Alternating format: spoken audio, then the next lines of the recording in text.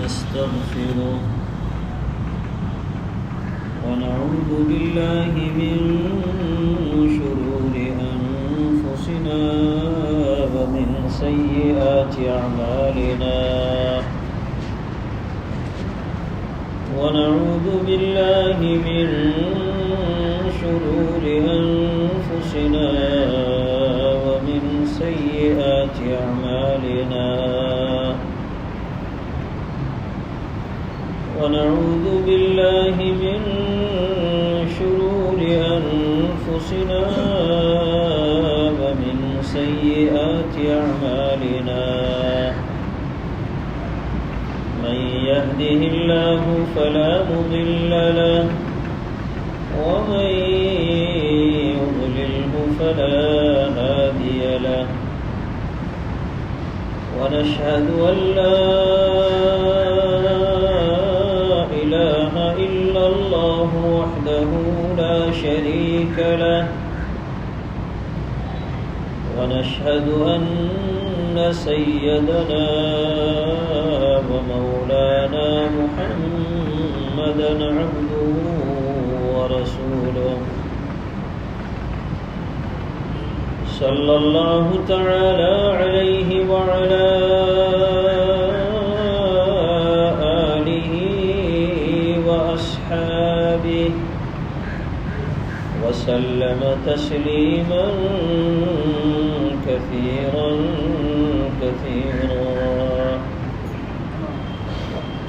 أما بعد فأعوذ بالله من الشيطان الرجيم بسم الله الرحمن الرحيم إنما المؤمنون إخوة فأصلحوا بين أخويكم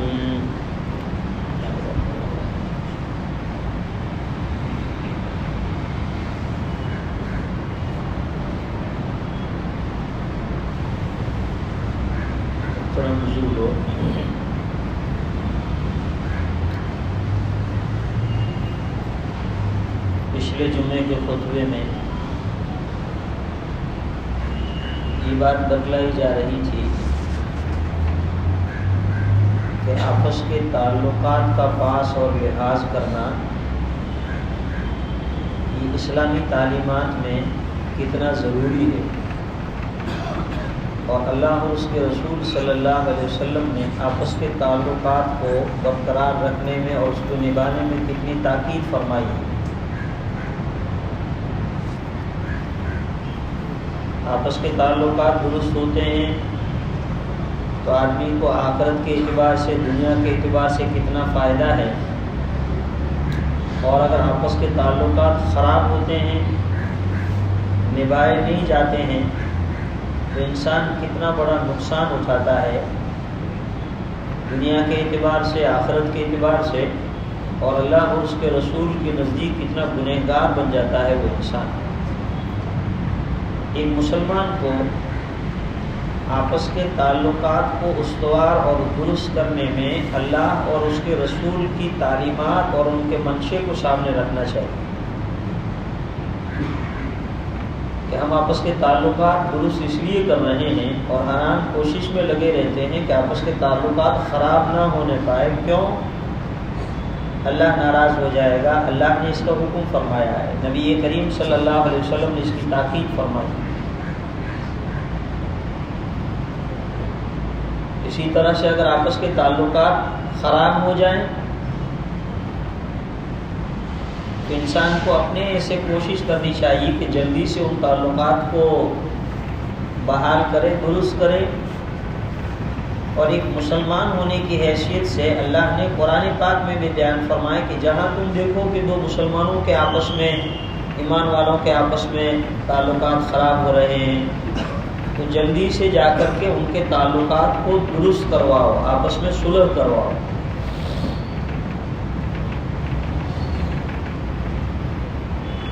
اور میں نے یہ بات بتائی تھی کہ صلح کہتے ہیں آدمی حق پر ہوتے ہوئے اپنا حق چھوڑ کر کے تعلقات درست کرے۔ یہ نہیں کہ مجھے حق ملے تو ہی صلح کروں ورنہ نہیں، اس کا نام صلح نہیں ہے۔ صلح کہتے ہیں آدمی کو معلوم ہے کہ میں حق پر ہوں، اپنے حق پر ہوتے ہوئے اپنے حق کو چھوڑ کر کے صلح کرنا، اس کا نام صلح ہے۔ صلح اس کا نام نہیں ہے کہ اپنا حق لے لے۔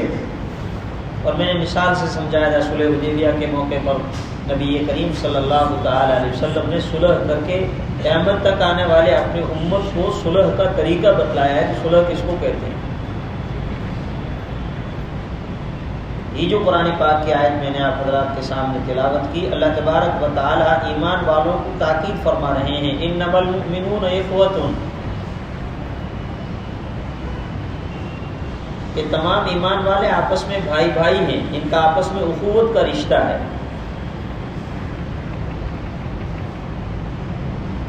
ایک نسبی اعتبار سے بھائی ہوتا ہے، ایک ماں باپ سے پیدا ہوئے ہیں، خاندانی اعتبار سے بھائی ہے، رشتہ ہے، اور ایک ہے ایمانی رشتہ جس کو اللہ پاک اخوت کے رشتے سے تعبیر کر رہے ہیں، انما المؤمنون اخوۃ،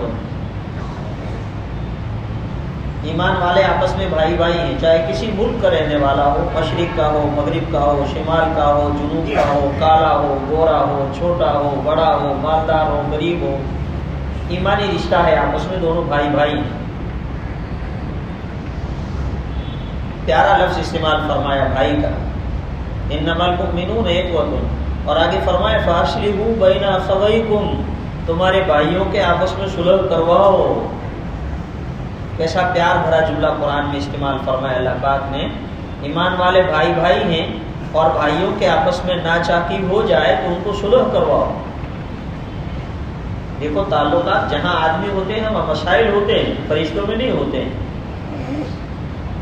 بلکہ ایک اللہ والے نے عجیب جملہ فرمایا، اختلاف زندگی کی علامت ہے، اختلاف زندگی کی علامت ہے، اور اختلاف کا نہ ہونا مردوں کی علامت ہے۔ قبرستان میں کوئی نہیں لڑتے، دونوں کے پاس پاس میں قبر ہے، ساری عمر زندگی بھر لڑتے رہے، مقدمہ بازی کرتے رہے، ایک دوسرے کو ایک آنکھ نہیں باتے تھے، لیکن قبر میں جہاں صلح کے دے دیا، ظاہری اعتبار سے تو لات مارتی وہ نظر نہیں آتے، اندر اللہ جائے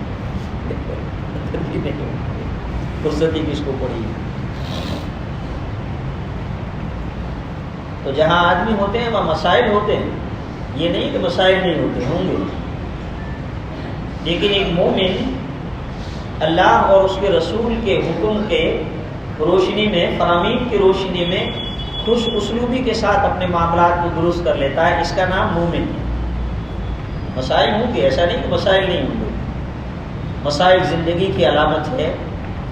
مردے اختلاف نہیں کرتے ہیں، نہ اس میں آپس میں لڑائی جھگڑا ہوتا ہے، وہ قبرستان میں جا کے دیکھو۔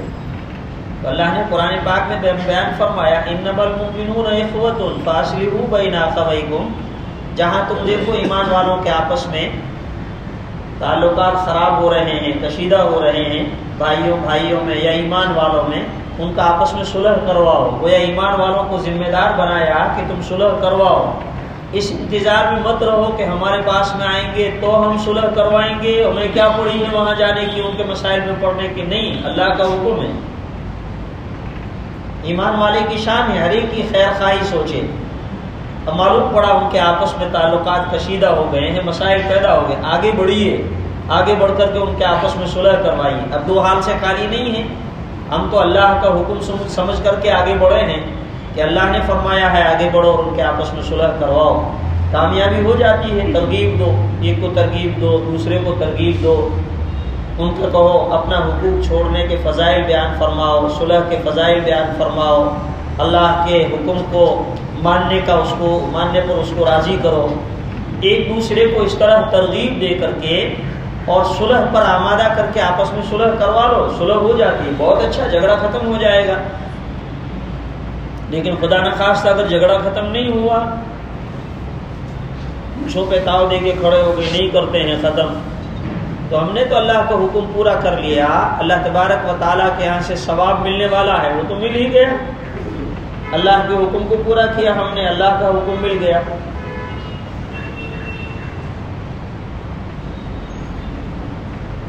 حضرت ابو ہریرہ رضی اللہ تعالی عنہ کی حدیث ہے، نبی کریم صلی اللہ تعالی علیہ وسلم فرماتے ہیں کہ جب انسان صبح کرتا ہے، صحیح سلامتی کے ساتھ میں سورج طلوع ہوتا ہے اور آدمی زندہ سلامت اٹھتا ہے، نبی اکرم صلی اللہ علیہ وسلم نے فرمایا اس کے اوپر ہر جوڑ کے بدلے میں ایک صدقہ واجب ہو جاتا ہے۔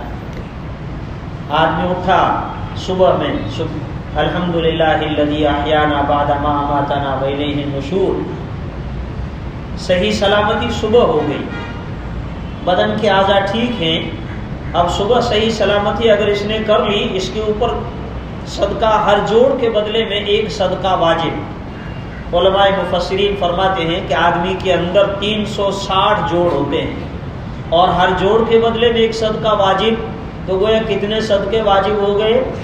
360 صدقے واجب ہو گئے۔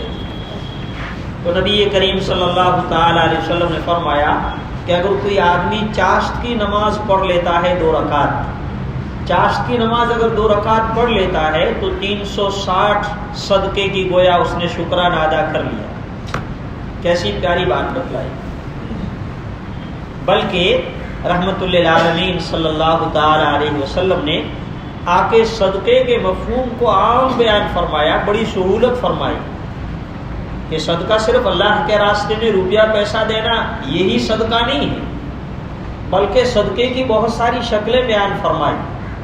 انہی میں سے آپ صلی اللہ علیہ وسلم نے فرمایا کسی کو کلمہ خیر کہہ دے دینا، بھلائی کا کلمہ کہہ دینا کسی کو جس سے سامنے والے کو اچھا لگے، کلمہ خیر، اس کے دل کو تسلی ہو، غم زدہ کو تسلی دے دی، کسی کو تکلیف میں مبتلا آدمی کو تسلی کے کلمات کہہ دیے، تو نبی کریم صلی اللہ علیہ وسلم فرماتے ہیں کہ یہ بھی ایک صدقہ ہے۔ آپ نے فرمایا کسی سواری پر کسی آدمی کو سوار ہونے میں تم نے مدد کر لی، یہ بھی ایک صدقہ ہے۔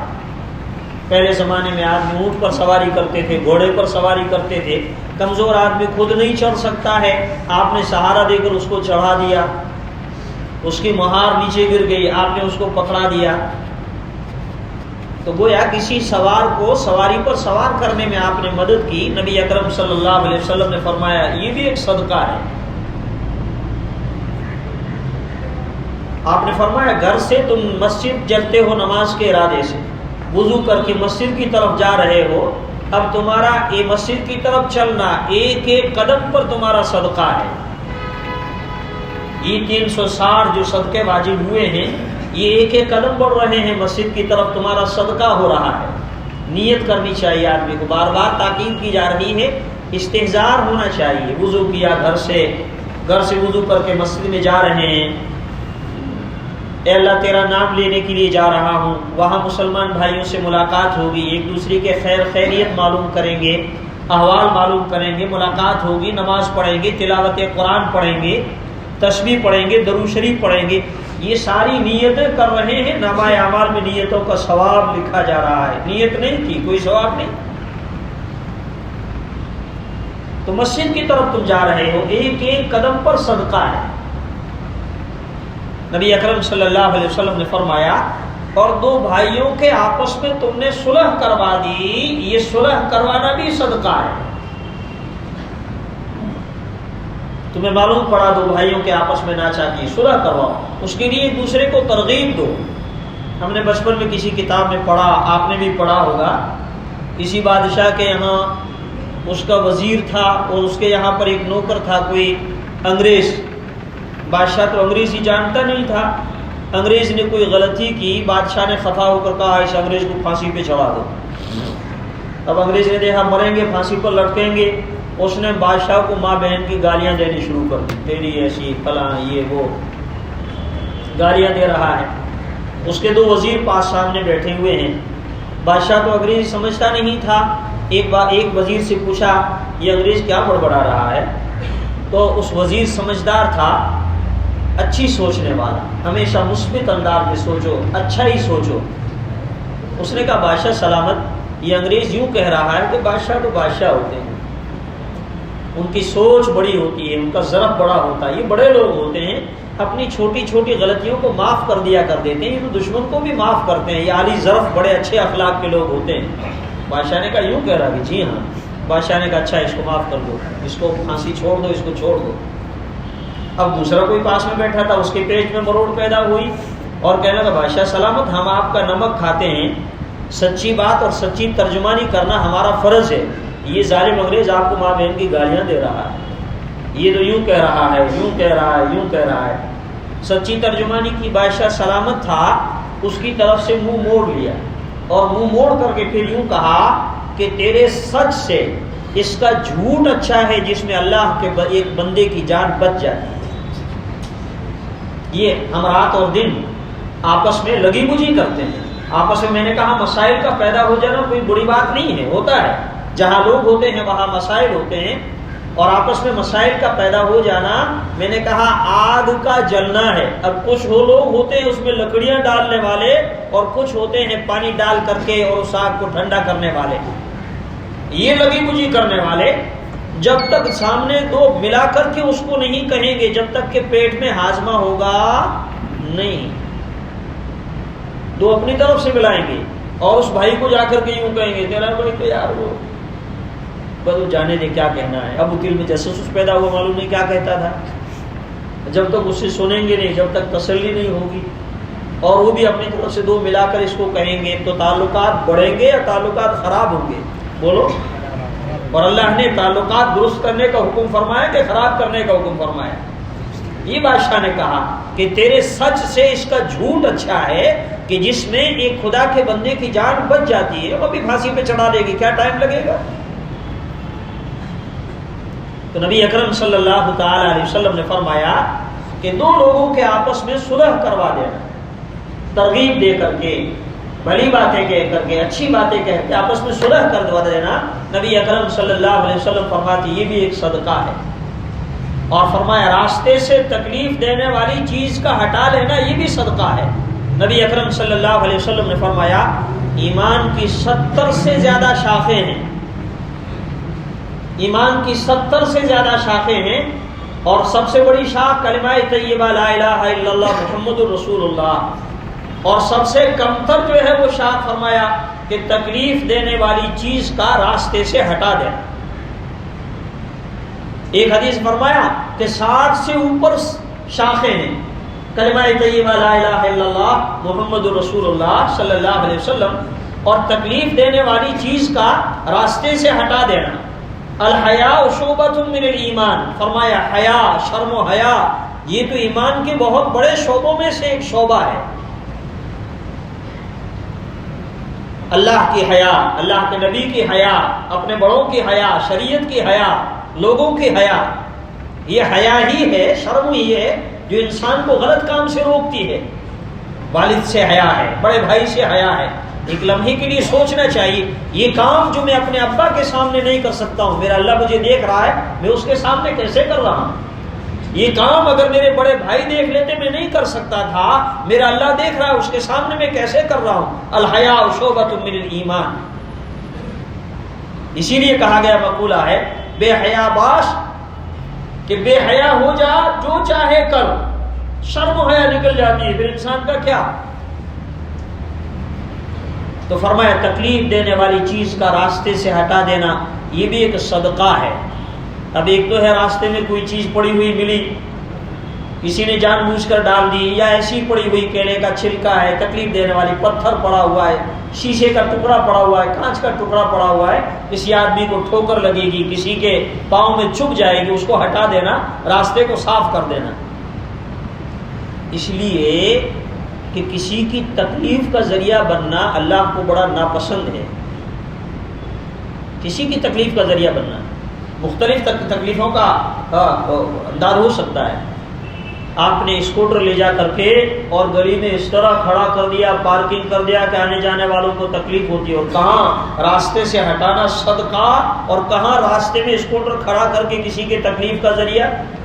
سائیکل پر جا رہے ہیں، اب سامنے سے دوست مل گیا، رشتہ دار مل گیا، سائیکل وہیں کھڑ دی، گپے مارنے شروع کر دی، پیچھے ٹریفک جام ہے. ذرا بھی دینداری پہ کوئی حرف نہیں آتا. مسجد میں نماز پڑھنے کے لیے آئے ہیں، دروازے کے باہر میں گلی لاک ہو تو لو. یاد رکھیے میں بار بار اللہ کے در سے یہ بات کہہ رہا ہوں، بار بار تاکید کے ساتھ میں اسلامی تعلیمات کی روشنی میں. آج مسلمانوں شریعت کے احکامات کو کہاں پس پش ڈال دیا. ہماری شریعت ہماری گلیوں میں جا کے دیکھو، ایک ہوتا ہے کسی ایک آدمی کا حق، کسی پڑوسی کا حق دبا لیا، کسی رشتہ دار کا حق دبا لیا، کسی کمزور کا حق دبا لیا۔ ایک آدمی کا حق ہے، آپ ادا کر لیں، معافی مانگ لیں۔ ممکن ہے ایک ہزاروں لاکھوں لوگوں کا حق، یہ جو سرکاری گلیاں ناپ پہ بنتی ہے، اس میں ہر مسافر کا حق ہے، ہر انسان کا حق ہے، مسلمان کا، غیر مسلم کا، جو یہاں سے گزرے سب کا حق ہے۔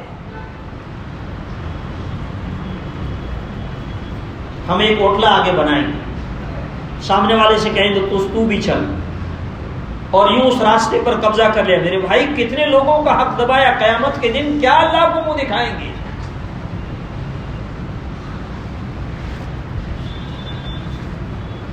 ہماری گلیوں میں جا کے دیکھو، ایک غیر مسلم ہماری گلیوں میں آ کر کے کیا اسلامی تعلیمات کا تاثر لے گا؟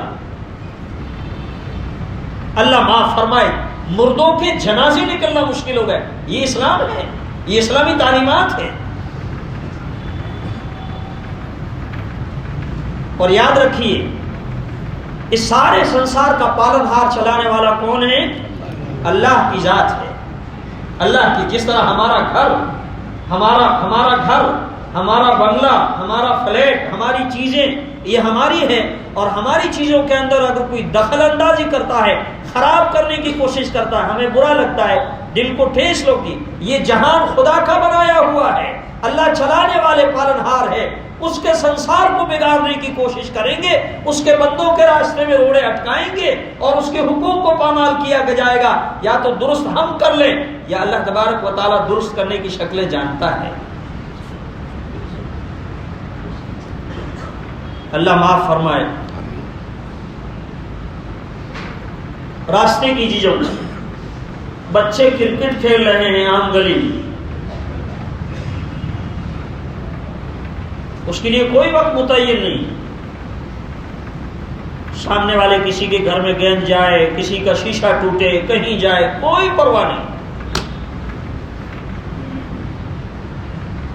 اور اگر کوئی اللہ کا بندہ ان کو سمجھانے کی کوشش کرتا ہے نا، تو سپورٹ اس کے میں آ جاتے ہیں۔ تو معلوم بچے کھیل رہے ہیں، کہاں جا کے کھیلیں گے؟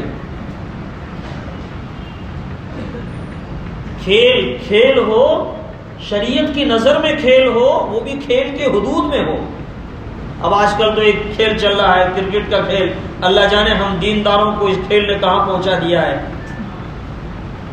یہ معلوم نہیں کون کون سے کپ ہوتے ہیں، کوئی 20 کوئی ورلڈ کپ، مجھے اتنا نام بھی نہیں آتا ہے، وہ ہو، اور خدا نہ خواستہ اگر ہندوستان اور پاکستان کا آپس میں میل ہو، اللہ معاف فرمائے، سچ کہتا ہوں، یا عشاء کی نماز یا کوئی نماز پڑھانا مشکل ہوتا ہے۔ امام نے ذرا سی اگر لمبی قرات کر دی تو بس وہ پوری دماغ، معلوم نہیں کیا ہوگا، امام صاحب کو سارا آج ہی پڑھیں گے۔ اولا تو آتے ہی نہیں ہے، یہاں کے اپنی پڑھ لیں گے وہاں مسجد، اور اگر دیندار زیادہ ہے مسجد میں آ بھی گئے تو ساری نماز وہاں، اور اسی درمیان میں اگر چوکا یا چھوکے کا شور ہو گیا تو میں تو سمجھتا ہوں کسی نمازی کے منہ سے کچھ نہ نکل جائے، بے ساختہ۔ یہ کھیل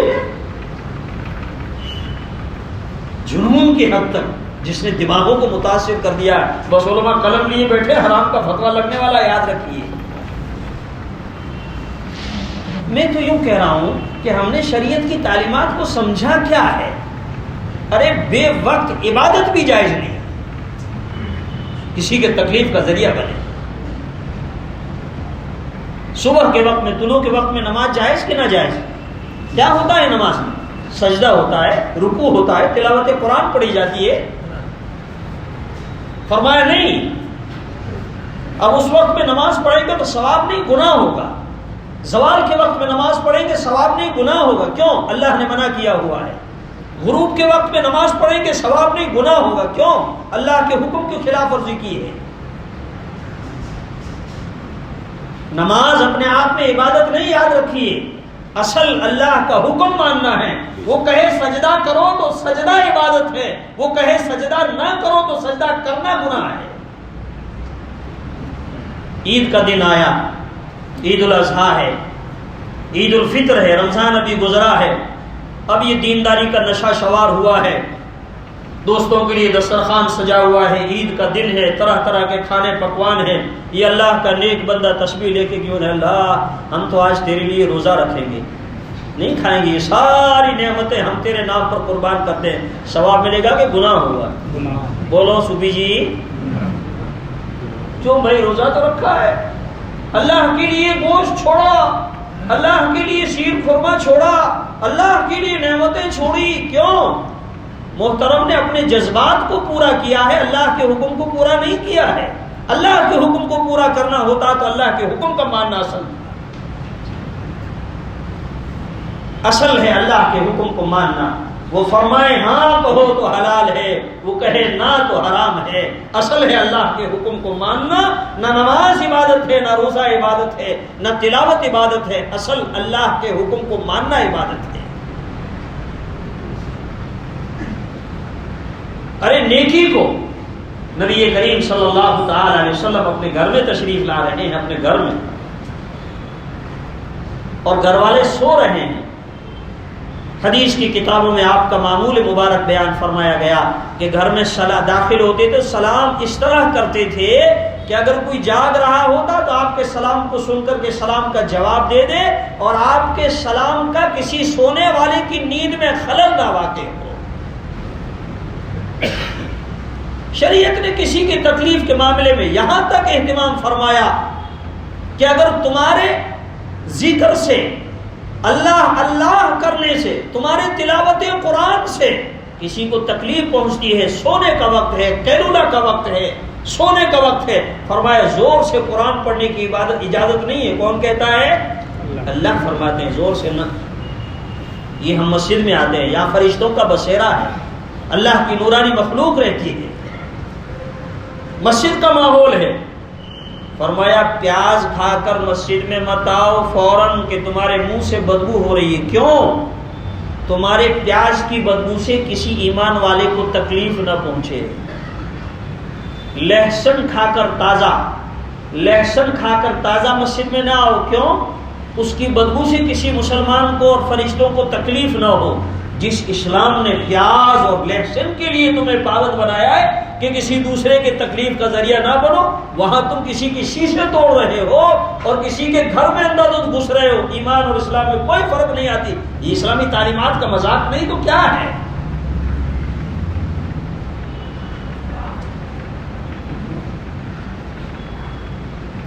فرمایا آپس میں صلح کرو، صلح کرواؤ، یہ صدقہ ہے۔ اور صلح میں بھی فرمایا ایک دوسرے کو ترغیب دو۔ ہاں، اس صلح میں بھی انصاف کا دامن ہاتھ سے نہیں چھوٹنا چاہیے، انصاف ہونا چاہیے۔ یعنی اولاً تو ترغیب دے کر کے دوسروں کو اس کی ترغیب دو کہ حق چھوڑ دے، اور اگر تمہیں کہا کہ انصاف کر لو، ویسے آج کل تو انصاف اسی کو کہتے ہیں جو میری مرضی کے مطابق فیصلہ کرے۔ معیار بھی یہ بن گیا ہے، اگر شریعت کی روشنی میں کہتا تو مولانا میں جان نہیں ہے، پھر اس دارالفتہ میں اس دارالفتہ میں الگ الگ نوٹ کر کے پھرتے پھریں گے کہ میری مطابق کوئی فتویٰ دینے والا کوئی مل جائے تو بہت اچھا فرشتہ سے پتا مولانا ہے الحمدللہ۔ ہاں، یہ آسمانوں کا شامیانہ قائم ہے، یہ دھرتی کا فرش قائم ہے۔ اللہ کے ایسے بندے ہیں کہ جو اللہ کے لیے اپنے حق کو چھوڑتے ہیں۔ اللہ کے گھر میں بیٹھتا ہوں، ایسے اللہ کے نیک بندے ہیں آج بھی۔ اور سچ بات کہتا ہوں، سچ بڑی ذمہ داری کے ساتھ، مسلمانوں سنو، حق ملے نہ ملے، مسلمان کے لیے سب سے بڑی جیت اور سب سے بڑی فتح یہ ہے کہ ہم نے اللہ کے حکم کو مان لیا، اللہ کے حکم کو مان لیا۔ دو فریق آئے، آپس میں تجارت کا معاملہ ہے، وہاں اپنا معاملہ کسی عالم دین، کسی دیندار کے حوالے کیا، آپ فیصلہ فرما لیجئے، ہم راضی ہیں۔ اب وہ فیصلہ کرتا ہے شریعت کی دلائل کی روشنی میں، اور ایک فیصلہ کر کے ظاہر بات ہے کہ ایک کے حق میں فیصلہ ہوگا، دوسرے کے خلاف فیصلہ ہوگا۔ جس کے حق میں فیصلہ ہوا ہے اس نے بھی اللہ کے حکم کو مانا، اور جس کے خلاف فیصلہ ہوا ہے اس نے بھی اللہ کے حکم کو مانا۔ اور یہ چوکھٹ وہ چوکھٹ ہے، یہ در وہ در ہے کہ جس میں دونوں فریق جیت کر جاتے ہیں۔ باقی کوئی دنیا کی عدالت، کوئی چوکھٹ ایسی نہیں ہے کہ جس میں دونوں جیتتے ہوں، فریق ایک جیتتا ہے دوسرا ہارتا ہے۔ خود میں گواہ ہوں اللہ کے گھر میں بیٹھ، ایسے اللہ کے نیک بندے، تبھی تو نظام قائم ہے۔ کہ ہم نے کہا 50,000 لاکھ روپے صاحب آپ کو چھوڑنے پڑیں گے. کوئی بات نہیں مفتی صاحب, آپ نے فرما دیا رضا برضا ہے, اور اللہ نے برکتوں کے دروازے کھول دیے. سچ کہتا ہوں. اور ایسی بھی ہیں جو ماشاءاللہ پہلے ہاتھ چومتے تھے اور جہاں فیصلہ کیا اس کے بعد ہم سے بڑا دشمن کوئی نہیں. پہلے بڑی عقیدت کے ساتھ میں ہاتھ بھی چومتے تھے, ملاقات بھی کرتے تھے, لیکن جہاں فیصلہ اس کی طبیعت کے خلاف. یاد رکھیے اسی کا نام عصبیت ہے. عصبیت کس کو کہتے ہیں؟ عصبیت کہتے ہیں انصاف کا ہاتھ چھوڑ کر کے اور آدمی کسی کی طرفداری کر دے, نا انصافی. اور یہ عصبیت شریعت میں بہت ناپسندیدہ ہے. اور عصبیت الگ الگ جگہ پر ہوتی ہے, الگ الگ موقع محل کے اعتبار سے. گاؤں سے باہر ہوتے ہیں تو گاؤں والوں کی عصبیت ہوتی ہے, ضلع سے باہر ہوتے ہیں تو ضلع وائی عصبیت ہوتی ہے, صوبے اور اسٹیٹ سے باہر ہوتے ہیں تو صوبائی اور اسٹیٹ کی عصبیت ہوتی ہے, ملک سے باہر ہوتے ہیں تو ملک کی عصبیت ہوتی ہے. دو فریق سامنے آئے, اور یاد رکھیے وہاں پر اصل جو ہے وہ اپنی کمی کو چھپانا مقصود ہوتا ہے. دو آدمی آئے, ایک اعظم گڑھ کا ہے, دوسرا بستی کا ہے. اب اعظم گڑھ والا بستی والا, اعظم گڑھ والا لے کر آئے سامنے. اعظم گڑھ والے کے پاس میں, ناراض نہ ہونا, میں ایک مثال سے کہہ رہا ہوں, راجستھان سے, کہیں بھی ضلع کی بات کہہ رہا ہوں, یا راجستھان, یو پی والے, گجرات والے, بہار والے, یہ سامنے آئے. اب انصاف اور کا تقاضا یہ کرتا ہے کہ انصاف سے کام کرو. اب سامنے والا کا دھیان رکھیے نا, اپنے ضلع کا ہے, سام رکھیے, دھیان رکھیے ذرا یو پی والا ہے. اور وہ کہتا ہے کہ گجراتی ذرا دھیان رکھیے یو پی والے کے حق میں فیصلہ نہ کرنا, اپنا ہے ذرا خیال کرنا. اور پھر وہ یوں بھی کہتے ہیں, میں نے اشارہ کر دیا انشاءاللہ ایسا ہی ہوگا, میں نے اشارہ کر دیا. یہی عصبیت ہے. نبی اکرم صلی اللہ علیہ وسلم نے فرمایا میں اسی کو اپنے پیروں تلے روننے کے لیے آیا ہوں, اور یہ جاہلیت کی بدبودار نعرے ہیں کہ جو معاشرے کے اندر پھیل جاتے ہیں. اپنا غلطی کرے, اس کی غلطی نیکی ہے, اور دوسرا انصاف پر بھی ہو تو چونکہ وہ ہمارے نہیں ہے اس لیے وہ غلطی پر ہے.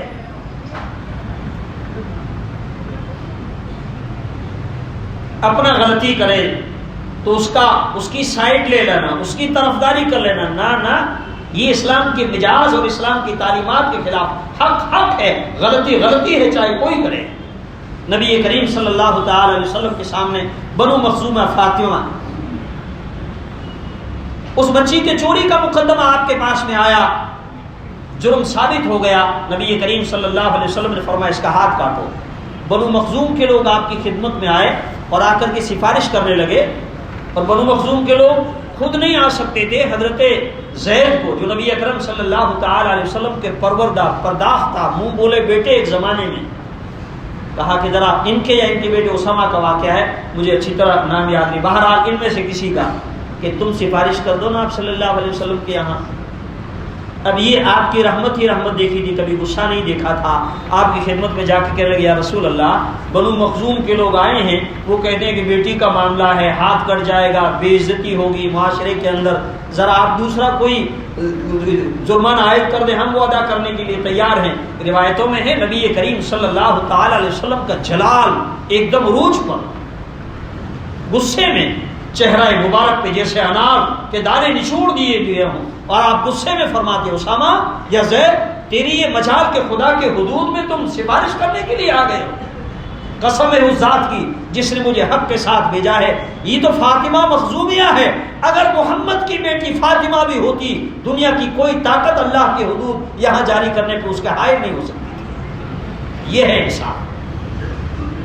وہ دیکھو فاتح مصر عمرو بن عاص رضی اللہ تعالی عنہ, وہاں کا ایک ٹنٹی فاروق اعظم رضی اللہ تعالی عنہ کے سامنے حاضر ہوتا ہے اور کہتا ہے عمر فاروق, اسلامی تعلیمات تو یہ ہے کہ اپنا ہو, پرایا ہو, کالا ہو, گورا ہو, بادشاہ ہو, فقیر ہو, انصاف قائم کرو. تمہارے یہاں عصبیت نہیں کی. فرمایا کیا معاملہ ہے؟ فرمایا میرا بیٹا اور مصر کے گورنر کا بیٹا گھوڑا دوڑا رہے تھے, میرے بیٹے کا گھوڑا تیز رفتار تھا, آگے نکل گیا. عمرو ابن عاص کا بیٹا جو گورنر کا بیٹا ہے, میرے بیٹے کو کوڑے مارے ہیں. انصاف لینے کے لیے آپ کے پاس میں آیا.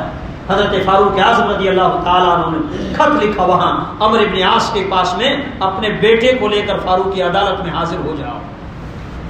وہاں سے حاضر ہوئے, تاریخ کی کتابوں میں ہے، فاروق اعظم رضی اللہ تعالی عنہ سے ہی ملاقات ہوئی، ہلے چھلے کے بعد میں کوئی آداب کی رعایت نہیں، فوراً جملہ ارشاد فرمایا عمرو بن عاص نے کہ تم نے آزاد ماؤں کے جنے ہوئے بچوں کو تم نے غلام کب سے سمجھنا شروع کر دیا؟ کیا بات ہے! ایک قبطی جس کی کوئی حیثیت نہیں ہے، حضرت فاروق اعظم رضی اللہ تعالیٰ عنہ کہتے تمہارے بیٹے نے اس کو کوڑے مارے، اور جرم یہ ہے۔